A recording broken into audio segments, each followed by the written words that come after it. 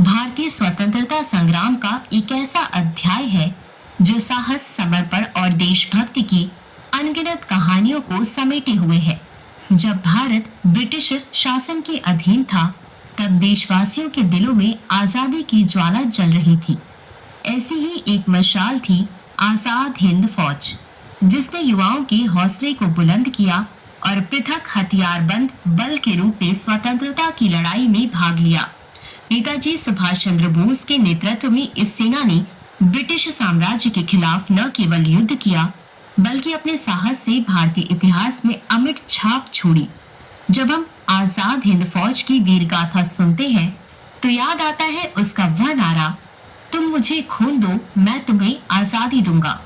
यह आजादी की लड़ाई का अमर मंत्र बन गया, जो आज भी प्रेरणा देता है। आजाद हिंद फौज के गठन उसके प्रमुख सेनानियों, सैन्य अभियानों, सामाजिक राजनीतिक प्रभाव और अंततः इसके महत्व को समझने का प्रयास है। प्रत्येक बिंदु को सुचारू रूप से जोड़ते हुए हम इस आंदोलन को पूरी तरह से जानने की कोशिश करेंगे। आइए सबसे पहले समझते हैं कि आजाद हिंद फौज की स्थापना और इसका प्रारंभिक युग क्या था।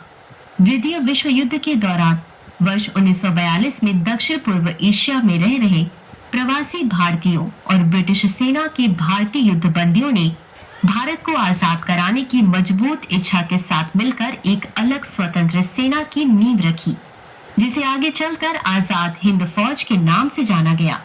इस फौज का मुख्य उद्देश्य था ब्रिटिश साम्राज्य को ताकत के बल पर भारत से हटाना और देश को स्वतंत्र कराना। इस सेना की शुरुआत कप्तान मोहन सिंह ने की थी, जिन्होंने मलाया और सिंगापुर में जापान की सेना द्वारा बंदी बनाए गए भारतीय सैनिकों को एकत्र किया। इन सैनिकों को संगठित कर उन्हें ब्रिटिश शासन के खिलाफ लड़ने के लिए तैयार किया गया। जापान ने इस पूरे अभियान में रणनीतिक सहयोग दिया और इन सैनिकों को प्रशिक्षण, हथियार और अन्य जरूरी सहायता प्रदान की, जिससे आजाद हिंद फौज की नींव मजबूत हो सकी। 21 अक्टूबर 1943 को नेताजी सुभाष चंद्र बोस ने सिंगापुर पहुंचकर इस फौज की कमान संभाली और आजाद हिंद सरकार की स्थापना की।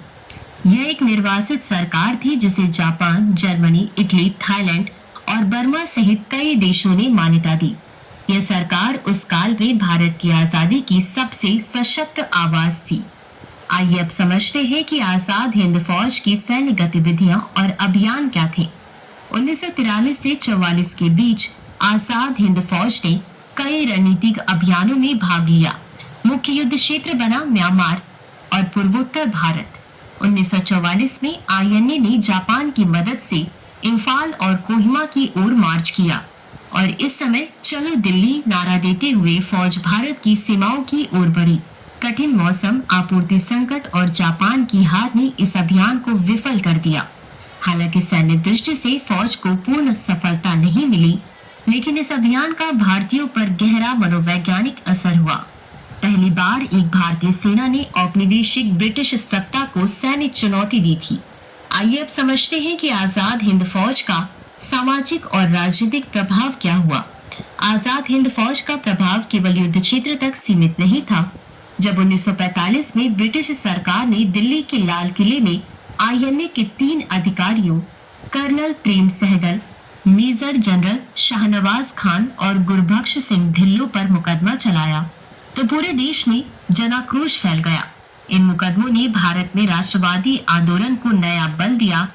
महात्मा गांधी, जवाहरलाल नेहरू जैसे राष्ट्रीय नेताओं ने फौज के कार्यों की सराहना की। पूरे देश में छात्रों, युवाओं और सैनिकों में आजादी की भावना और तेज हो गई। यह फौज उस समय एक प्रतीक बन गई।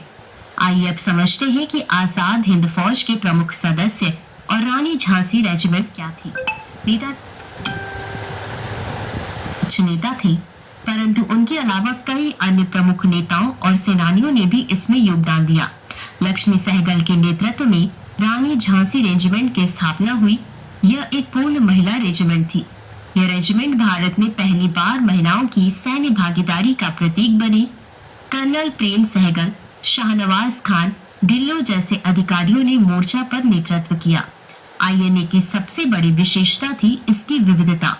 इसमें हिंदू, मुस्लिम, सिख, ईसाई सभी धर्मों के लोग थे जो आजादी के लिए एकजुट हुए। आइए अब समझते हैं कि आजाद हिंद फौज का पतन, विरासत और महत्व क्या था। 1945 में जापान के आत्मसमर्पण के साथ ही आईएनए के सैन्य अभियान समाप्त हो गए। इसके बाद अधिकांश सैनिक गिरफ्तार हुए और ब्रिटिश सरकार ने मुकदमे चलाए, परंतु इसने पूरे देश में जो जन जागृति उत्पन्न की, उसने अंततः भारत की स्वतंत्रता की प्रक्रिया को तीव्र कर दिया। ब्रिटिश शासन के अंत में तत्कालीन ब्रिटिश प्रधानमंत्री ने भी माना कि भारतीय नौसेना विद्रोह और आजाद हिंद फौज का प्रभाव भी वह कारण बना जिससे ब्रिटेन को भारत छोड़ने का निर्णय लेना पड़ा। आजाद हिंद फौज का वास्तविक मूल्य उसकी राजनीतिक चेतना, युवाओं को संगठित करना और औपनिवेशिक सत्ता के विरुद्ध संघर्ष को प्रत्यक्ष युद्ध में बदलने में निहित था। निष्कर्ष, आजाद हिंद फौज भारतीय स्वतंत्रता संग्राम की वह मशाल थी जो विभिन्न भाषाओं, धर्मों और संस्कृतियों के लोगों को एक सूत्र में पिरोकर स्वतंत्रता के लिए लड़ने को प्रेरित करती रही। नेताजी सुभाष चंद्र बोस के नेतृत्व में इस सेना ने न केवल शत्रु से युद्ध किया, बल्कि देशवासियों के मनोबल, विश्वास और राजनीतिक चेतना को भी अभूतपूर्व ऊंचाइयों पर पहुंचाया। भले ही आईएनए ने सैन्य रूप से पूर्ण सफलता न पाई हो, इसका असली महत्व भारतीय राष्ट्रीय आंदोलन को नई दिशा देना, युवाओं में आजादी की भावना जगाना और ब्रिटिश साम्राज्य की मजबूती को चुनौती देना था। इस कारण आजाद हिंद फौज आज भी उस शौर्य, साहस और देशभक्ति की पहचान बनी हुई है जो आज के भारत के प्रत्येक नागरिक को गर्व से भर देती है। तो चर्चा को विराम देते हुए नोट कर लेते हैं आज का सवाल। आजाद हिंद फौज भारतीय स्वतंत्रता आंदोलन की सैन्य शाखा से अधिक एक जन चेतना थी। इस कथन की आलोचनात्मक समीक्षा कीजिए। तो व्यूवर्स, आज के लिए बस इतना ही।